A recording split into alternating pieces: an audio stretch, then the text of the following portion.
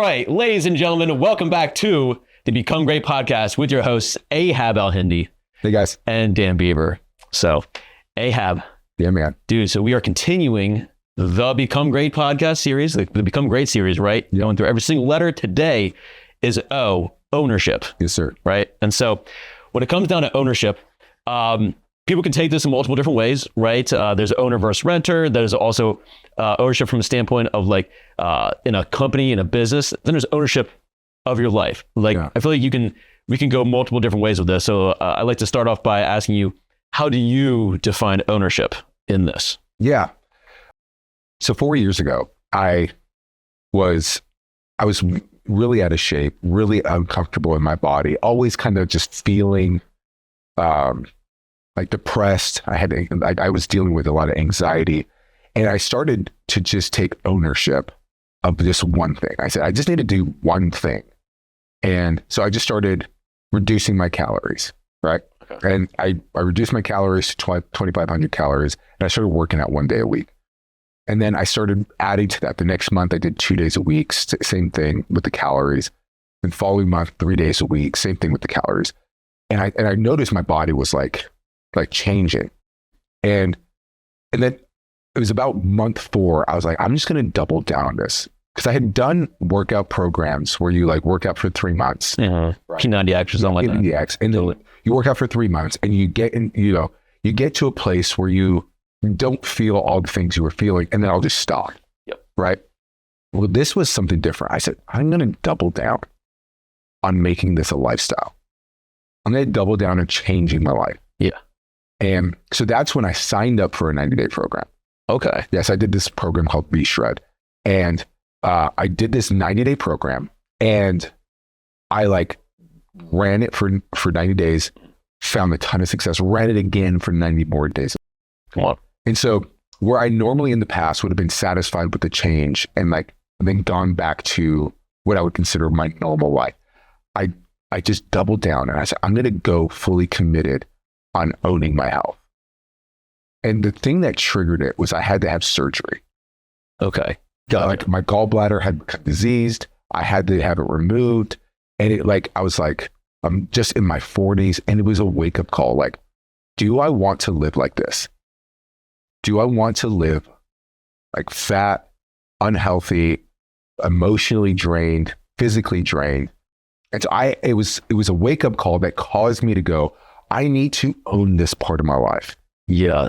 And that's the kind of ownership I'm talking about, where you look at your life and you make decisions not based on today, but based on the future.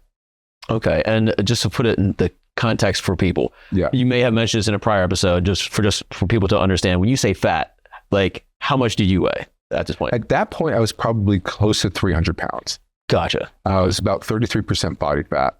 And so I wasn't at my highest, which was about 340. Size 48 waist, ridiculous. And so today, I float around 230 pounds. I'm under 10% body fat. And I do that because I just enjoy the way I feel now. It's part of my life now. Sure. But back then, there was a moment where I was like, I need to make a decision, not based on me, but based on my future and my future me.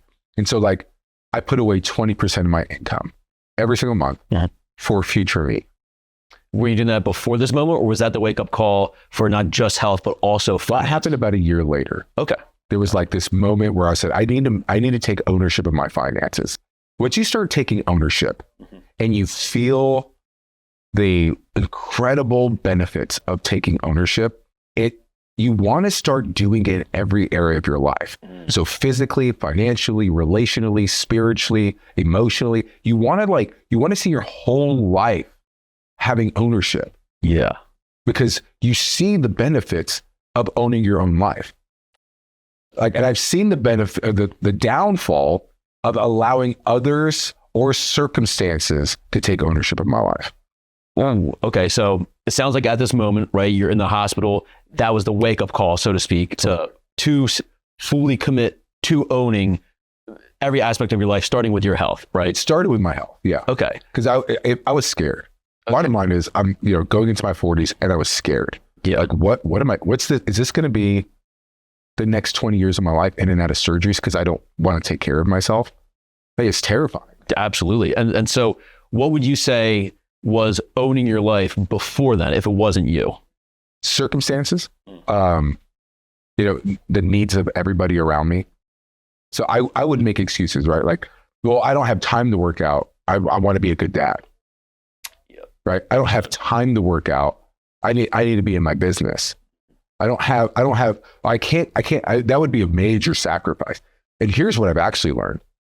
I don't have time not to work out because I want to be a good dad. Because that same exact excuse you said before to not focus on your health, that same exact excuse now is the reason. It's the reason. Yeah. Like I wouldn't go spend time with friends. I wouldn't go on guys trips somewhere because I'm like, well, I want to be a good dad. I want to be a good husband. I want to be there for my family. Mm-hmm. And here's what I learned. When I go to those things, when I go and take 3 days, go on a hunting trip, do something for me, mm-hmm. I come back a better version of me. I come back with that edge that's on me is removed. And my kids get a better version of me. They get a kinder version of me, a more understanding version. Yeah. Where before I'd be like, oh, I can't do that, but I'm burnt out. Yeah. And so I find that, like, when I say taking ownership, like, I'm saying you have to be responsible for the version of you that you want to be. Right. So I made a decision based on who I want to be in 10 years. So I'm 41 years old. I'm like, I'm going to be 51 in 10 years. Who do I want to be? What does that guy do when he wakes up? Yeah. And what was the first thing you did? Like, you realize, okay, I cannot keep on going down this path, or else circumstances will own me, not myself. Yeah. And I feel like there's lots of people who are out there who probably are even listening to this, who they might feel like, yeah, like circumstances are owning me. How do I get out of that? So how did you get yourself out of that? Pick one thing. One thing. Pick one thing to own. Health is a really easy one. It really is. I know some people struggle with it. I always thought, like, this was just me. And I know a lot of people deal with this, that I can never lose the weight. Yeah. It's hard for a lot of people. It was a mental barrier for me. Like, I had a belief, like, this is just not, like, other people could be thin. It's my genetics, right? My metabolism, all that stuff. And then, I went and saw my doctor, and he's like, you're the healthiest client I have. You're the healthiest patient I have. You have a great metabolism. Your body burns. If you were to do nothing today, your body would burn 2,250 calories. And I'm like, really? Like, you have a fantastic metabolism. I'm like, I thought I had bad genetics. He goes, you have incredible genetics. Wow. Yeah, and like all this stuff that I believed before. I remember the first time somebody walked up to me in the gym and they were like, man, you just had great genetics. Look at your shoulders. Look at your arms. Look at your back. And I'm like, what's crazy is I told myself for 30 plus years, I had bad genetics. Wow. And they were just lies that I told myself so that I could settle for where I was. And settling it's a failed road. Yeah. In any area, settling for your spouse, settling for a job, settling for a relationship, settling for the type of friends you have. Settling is just, there's not a whole lot of winning in settling. No, absolutely. And so you started by taking one thing, owning one thing. One thing. Right. And so for some people, as you said, might be your job, might be, spouse, friends, but for you, at least in this moment, it was your health. It was my health. And it's touched every area of my life, because your health touches everything.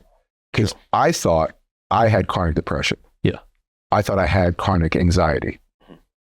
And when I took care of my health and I got rid of bad food in my life, okay, I saw my depression go away completely.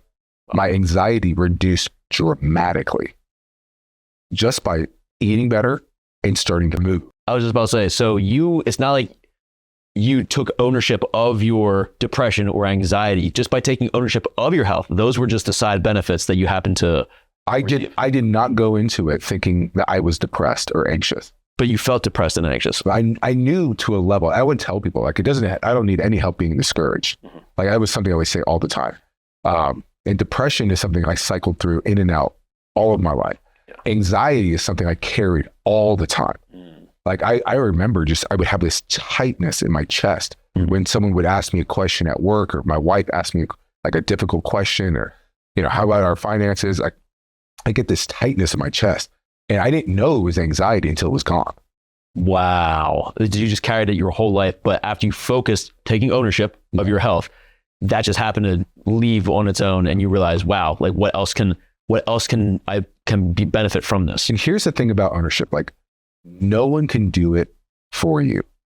There's areas in your life that no one can do for you. You can't inherit them. There's no will out there that someone's going to leave you a great body. Yeah, that would be nice, but it would be nice, right? There's no inheritance for having healthy emotions. Yeah. Right. This is something, ownership, when you take it, is you are the only person that can do this for you. And it has to be just like a decision you make that no one else can make for you. And we talked about this. Deciding to do something isn't doing something. That's right. It sounds like it is, but there's a distinct difference from actually doing it. Yeah. And it's something you have to actually intentionally, purposefully do. And for me, I mentioned that I only worked out 1 day a week at first. Yeah. I had one morning a week in my calendar where I could go to the gym. My calendar was booked. Like I kept myself busy all day. And so I carved out one morning. It was a Thursday morning. Yep. And so I would eat only 2,500 calories. If I did that by noon, I was done eating for the day. If I did that by 8 p.m., I was done eating for the day. And then I would work out on Thursday mornings. And then I started liking it. I noticed that Thursday and Friday were my favorite days of the week. And so I was like, what if I just added one more day? And then I added an additional day. So I had to move things out of Monday so that I could actually have time. That's a part of taking ownership. Like most people want things to change today. And so they sweep the table, they make a huge mess of their life, and they go, I'm going to make all my changes right now. I don't care how this is going to affect anybody else. Mm-hmm. And then guess what happens? It affects everybody else, and you get all this pressure against your change. But then you can make small decisions that make you great in the long run if you're consistent. If you're consistent. And so when you say ownership of one thing, would you classify that as one of those little things? Take ownership of that? So for me, the little thing was 1 day a week. 1 day a week. And 2,500 calories. Gotcha. Right? Sticking to that week to week. That was my little thing. Gotcha. Right. And it was okay. And then month 2, I added a second day. Mm-hmm.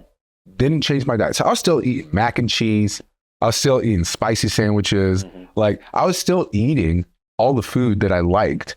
Yeah. But I just cut myself off at 2,500 calories. Right. Because I was so big, it wasn't going to take a lot to lose weight. And so I lost weight. And then about 3 months in, I was like, what if I ate healthy? What does that even mean? What does it even mean to eat healthy? Yeah, the foods. Yeah. And so I started eating what I considered healthy at that time. Like today, my diet is so much different than back then because I've learned so much. Oh, I'm sure. Yeah. The fitter you get, the more fit people talk to you about being fit and what they do. And you're like, oh, you're learning more. I'm like, that's a better idea than what I'm doing. So, and then doing the bodybuilding competition, I learned so much about macros and all that it was like, there was a whole education inside of there because I hired a coach for over a year to teach me about how to eat, how to work out, how to do all that. So gotcha. And that's the difference, right? Going from 2,500 calories to 1 day a week to paying somebody every month to coach me on my diet, on my workouts. That's how far I went, Yeah. And now I'm coaching others. Yeah. Which is wild. Which is sure fun. Yeah. Like, and obviously if you would have known that at the very beginning, like, wow, like I'm going to be doing all this stuff for my diet, for my fitness and everything, working out 6 days a week, you'd probably feel overwhelmed. I would have never done it. I wouldn't have started. Yeah. And that's why it seems like for a lot of people, it is overwhelming, right? So what did you do from this starting point, that one thing to get to that point? Because I feel like a lot of people, when they hear that, they're like, man, I want to do that in my life, right? Like I want to start off little and achieve something like losing tons of weight, entering a bodybuilding competition, looking great, but I don't know how to bridge that gap. Like how did they take ownership to get to that point? Starting off, okay, one little thing, You know what's funny? Huh. Like, this is so true. I thought I looked so good. At 300 pounds? No, like at every stage of the process, like I remember in October I still have these pictures, and I was like, and I remember taking pictures and being like, man, dude, I look good. I remember standing in front of the mirror going, I look, because I was celebrating my own progress. I think that's the key right there. You celebrated your own progress. My own progress. Wow. And I was like, oh, this shirt feels better. Yeah. Like these pants fit looser. Like it was all those little things. I was celebrating the progress. The thing that I didn't do this time that I had done every other time is I didn't settle. Oh, you did not settle. I did not settle. So when you felt good at that midway point, let's call it that, right? You could have settled. You could have been like, oh man, I'm looking good in the shirt. Man, I'm weighing the best I've ever weighed in my life. I'm looking great. So, but instead of doing that, you're like, although I do look good, let's see how far we can go with this thing. It wasn't even that. I was just like, I can't go back. There was like something inside me that was like, you've done this before. You've hit the 3-month mark and you stop. You've done this before. Don't do it again. What do you have to do differently? I'm going to pay somebody to train me. I'm going to put my money in, and I'm going to put it so it's like, it'll hurt if I don't do it. That's good. So you built certain, let's call them hacks in your life where you're like, if I don't do this, if I don't put money in, if I don't stay accountable to a trainer, I will settle. So you built that in to help push you through that settling, let's call it wall. Okay. I don't know. I remember that day so clearly because it was a day in like November, and I was sitting in my office at home, and I was scared because I had made progress, and I knew I was at that 3-month mark, and I could feel the desire to settle. Like I was sitting there, and there's like this internal war inside of me. Like, you look good. Your wife thinks you look good. Your kids are like proud of you. Like just like, what are you pushing for? And I was like, I didn't know what I was pushing for. I just knew that I didn't want to go back. I didn't want to go back to the lifestyle I had before. Yeah. And I was like, I'm just like, what do I need to do? And I kept on seeing these ads for, this guy's program. And I was like, I'm just going to sign up. Yeah. I'm going to put money into it and see what happens. And I just, it was a pivotal moment because like that moment, it could have gone either direction, but I decided I'm going to take ownership. I'm going to say I'm the most important person in my life. It's such a weird statement to make. Yeah. It sounds selfish. It sounds arrogant, but I have a responsibility for 5 children and a wife, right? We have properties. Like, if I'm gone, I'm completely letting them down. Yeah. Right? Makes sense. And so if I can't take care of me, if I don't actually say I'm important, your health, me as your well-being. Yeah. Like, I am important. We talked about everybody is significant, right? That's right. That's a core belief of mine. 100%. I have to be significant. Oh, wow. It's not just you think everyone else is significant. You need to think yourself. I have to be significant in my own life. So if I don't take care of me, no one else will. You get on the airplane and they tell you, if the airbag comes down, put it on yourself before you put it on anybody else. That's right. Why? Because you're useless if you passed out. Totally. Yep. I mean, yeah, it's so interesting. I mean, that makes so much sense, right? People think about that, but it is so easy to get caught in that trap where it's like, I want to serve everyone else, right? My wife, my kids, my company, like all that before me, right? And it almost sounds so righteous. It does. Yeah. But it's full of crap. It is. It's 100% self-righteous. Yeah. It's false humility. It's crap. Because you actually aren't taking care of those people if you're gone. Yeah. No, that's a great point. Yeah. So we have to actually take care of ourselves, take care of our finances. I mentioned this a little earlier. I put 20% of my income away. Yep. Why? One of the things I tell this to all my team, like, who's smarter, you or you 5 years ago? You now. Yeah. If you now are smarter than you 5 years ago, logically, it makes sense that you're going to be smarter that 5 years from now. Yeah. Right? Well, good hope. So why give yourself this version of you all of your money? That makes so much sense. Yeah. Why would I give this version of me all of my money? He's a stupider version of me. True. Yeah, absolutely. That, I never thought about it that way. So I give 20% of my income to my future self because he's smarter. He's got more experience. He's gone through way more than me. He's failed more than me, which means he's learned more than me. True. Yes. And so that guy, he's the one I want to give my money to. He's a person I give that money to, and I get a way better return on my investment than this version of me. Yeah. This version of me is considered stupid compared to that version of me. Yeah, that absolutely. I mean, just based on that logic, of course. The 40-year-old version of me thought he had his life together, but he was a moron. The 45-year-old version of me thinks he has his life together. But the 50-year-old version is going to go, that guy was a moron. God. And that's because we always think that we're good at where we're at. Yeah. We have to have a vision for where we're going. And then we realize we need to give ourselves something to work with. So I need to give myself something to work with in my body, in my finances, in my relationship. I'm investing into my marriage today.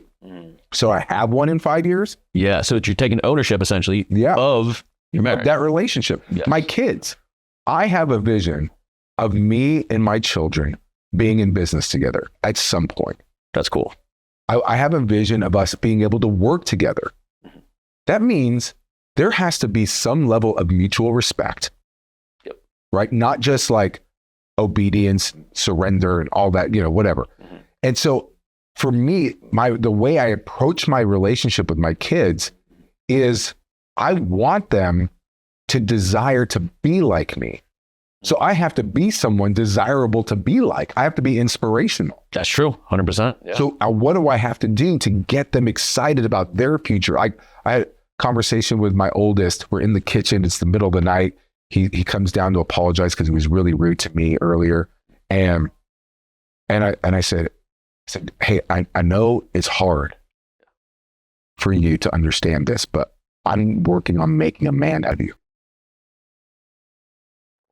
This is my job, is to make a man out of you. And my goal is based on that. So everything that you're experiencing out of me, because you're going into your teen years, like everything is based on you becoming a man, like a great man, because God has a radical plan for your life that is special. It's significant. It's beautiful. And you're not going to get there with this version of you. That's good. You have to become a man. Yeah.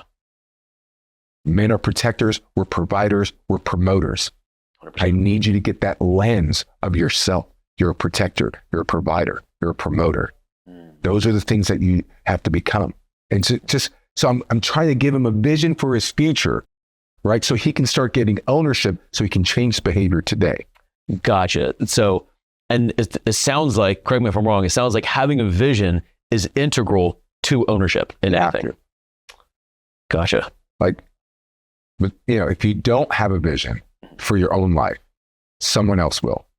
And they get to own your life. They get to own your life or circumstances. Yeah. Wow. Dang. Okay. So essentially you have to have the vision, but as you said, making a decision is not the same thing as actually doing it. So then 5 birds on the wire, 4 of them decide to fly away. How many are there? Technically still 5 if they just decided they didn't move. Deciding to do something isn't doing something. Yep. So once you do get that vision and decide, then it's take action to do, and you start off with some small thing. Yeah. Right. I was trying to coach one of my team members who wanted to lose weight. He wanted to get fit. And I said, hey, what are you doing right now? He's like, I'm going to do this. I'm going to do that. I'm going to do this. I'm going to do that. I said, throw all that away. Just do one thing a week. Yeah, the one thing. Yep. Just control your calories, stop drinking alcohol, and work out one day a week. He goes, that's too little. I'm like, not if you're thinking about the long game. Long game. And every time I checked in with him, I kept on checking in. And he was doing way more than I told him to do. And he stopped. Dang. Yeah. And I'm like, bro, you got to ease into it. You're not an athlete right now. You will be, but you got to ease into it.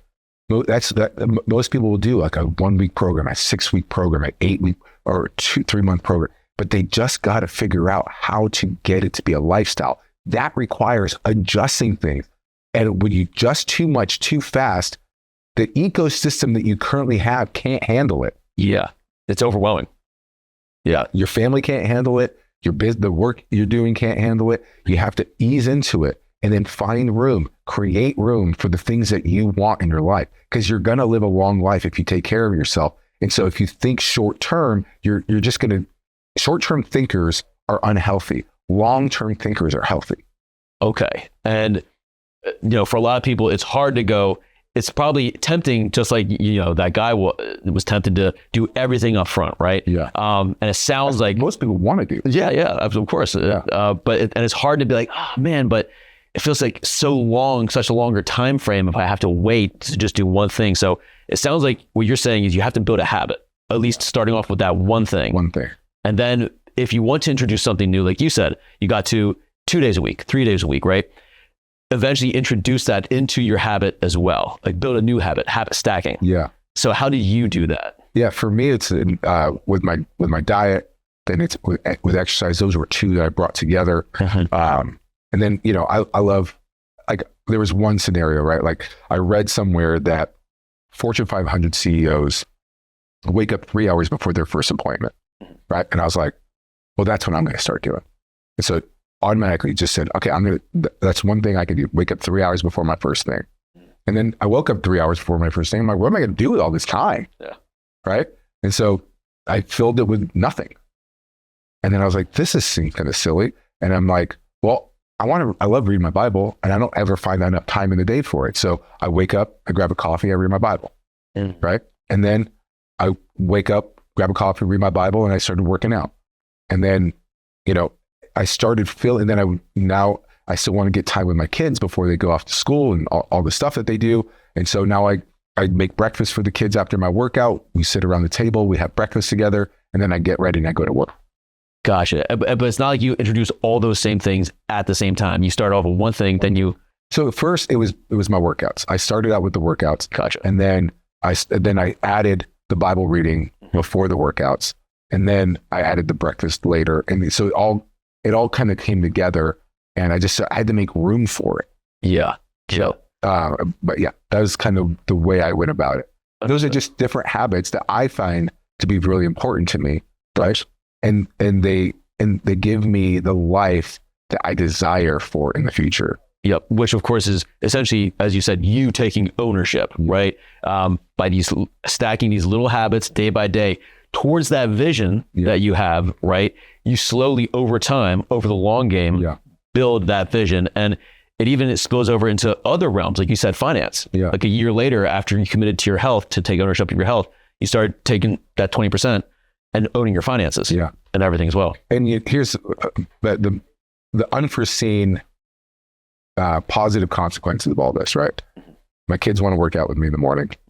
My kids all ask mom for a Bible so they can read their Bible with you. With me in the morning. That's cool, man. They all ask for highlighters because I like to highlight my Bible a lot.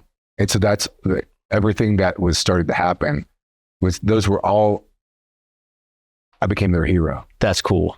That's cool, man. And so that was something I didn't see coming, and I didn't do it for that. But now I'm like when the days I don't want to do it, they're watching me. Yes, they are. That's cool. They're watching me. That's so cool, man. Yeah. Wow. So that's absolutely beautiful. And I think that's a perfect place to end when it comes down to this episode. Yeah. It sounds like, start off little, stack the habits over time, right? Don't start too much too soon. Yeah. You just take ownership by starting with that vision, but then, adding these little things, right? Committing to that over time. Yeah. And as you do that, as you stack it, you'll see sooner or later, you're the one in control. I've heard it said that the chicken likes the idea of feeding the farmer, right? But the pig commits to it. Yes. I remember you told me that's good. The chicken thinks it's a good idea. Yeah. He contributes. Just lay eggs. Yeah. No problem. Yeah, he can feed them. But the pig commits. He has It to requires a level of dying to yourself to commit. There's something you have to give up. Yeah. It's always to commit. Wow. Absolutely. And once you commit, that's when you take ownership of your life. Yeah. That's awesome. Wow. Ahab, thank you so much for sharing all that. That was great. And folks, hey, thank you so much for tuning in. If you got anything out of this episode, we would love if you could like, comment, and subscribe. And remember, until next time, you too can become great. Take care. Bye, guys.